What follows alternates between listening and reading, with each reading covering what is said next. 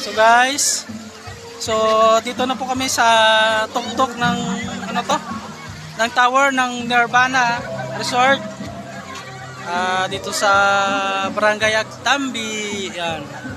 So napaka-overlooking po dito. So kung gusto nyo pong mag-picture, pwede rin. Kung gusto nyo mag-video, tulad ko, okay rin. You know. Overlooking yan. Yan makikita po yung swimming pool sa ilalim. Yan, napakaganda din, no?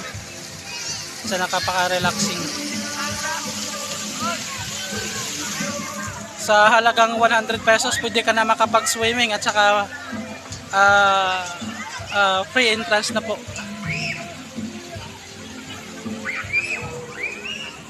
Yun. Horizon na po tayo, nasa horizon.